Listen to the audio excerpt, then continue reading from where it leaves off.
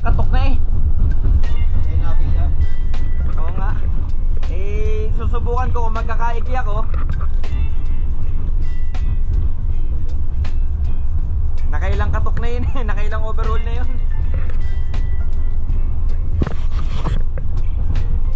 Ayun guys, papunta tayo ng radyo.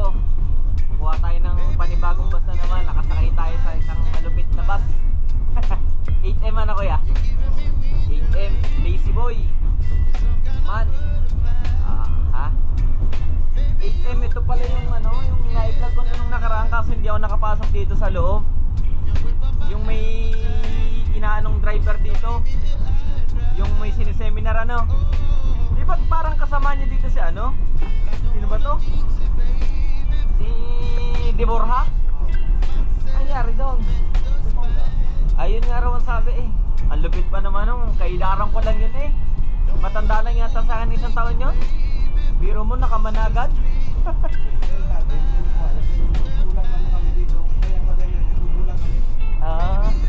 Oo nga.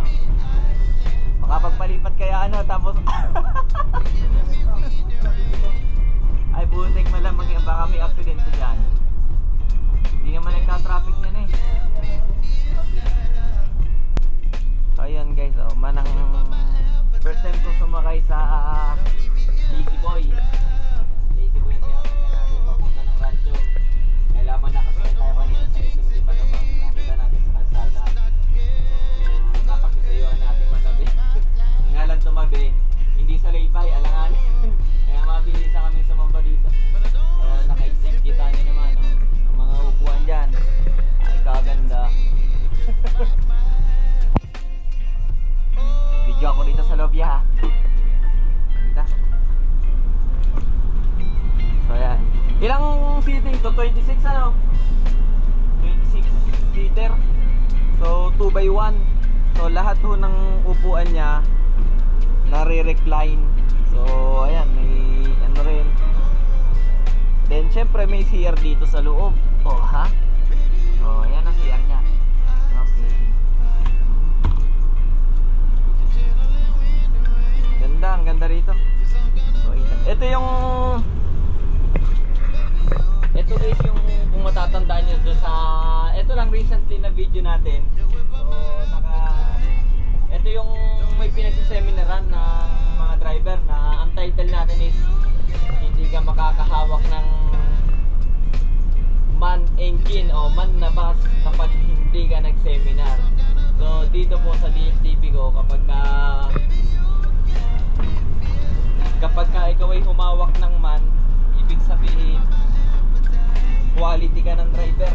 Pag nakaman ka, kung hindi ka po pwedeng humawak dito ng man engine o Lazy Boy kapag hindi ka nagse-seminar dito. So ayan, si Kuya nakikita niya dumaan din sa pagka-seminar, sa pagka-seminar.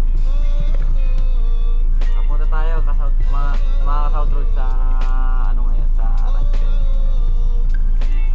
Ganda, ang ganda ng buwan na ito. Tapos lobat ng aking cellphone. So may charging port. Ayan, nasa gilid lang. So mag-charge muna tayo. Dami namin dalang gamit guys.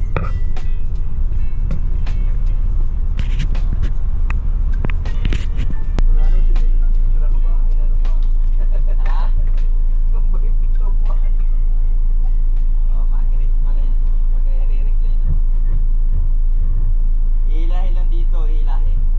Tapos aangat na tong ano, ito yung quality. Ganda, ang ganda nitong man 8M. Kailan tayo nakasakay dito sa pang Lazy Boy. Naswerte natin, natsambahan natin dito sa papuntang radyo. Papagawa kayo kaya? So yun mga ka-South Road, nung araw na pumunta nga po kami ng radyo, mabuti na lang at nagkaroon tayo ng pagkakataon upang masakyan itong ating na-vlog na 8M nung nakaraan lamang po.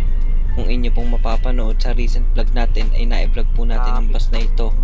So ang bus nga po pala na ito mga ka-South Road, 8M yung na-vlog po natin nung nakaraan. Sa mga recent vlog natin ay inyo pong mapapanood. So Lazy Boy po ito kung tawagin namin mga ka-South Road. Man engine, diesel engine. So quality tong bus na to mga South Road. Kita nyo naman Rice ka lang? ang recline. Sarap na upo mo dyan ah.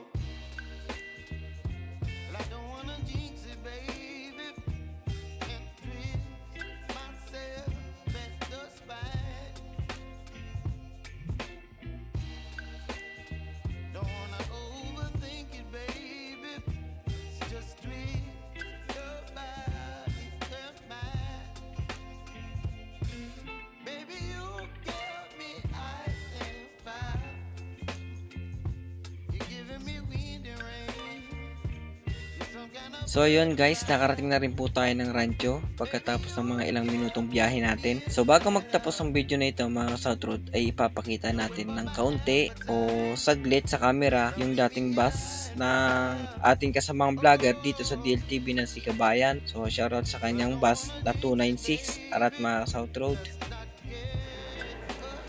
So ayan guys, nandito rin ang 296. So natutulog na siya dito sa rancho.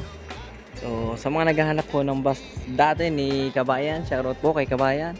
Si 296 nandito sa rancho, natutulog lang.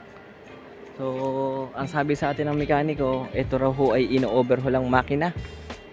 So ayan, dahil kumatok daw, galing daw sa katok ang makina.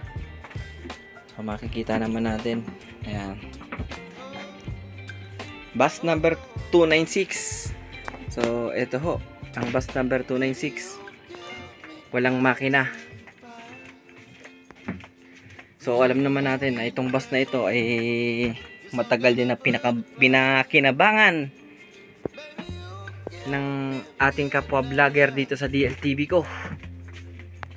Ayan, sama na lang din natin sa vlog natin dahil minsan may mga naghahanap din dito sa bus na to. Ayan, tignan natin yung likuran.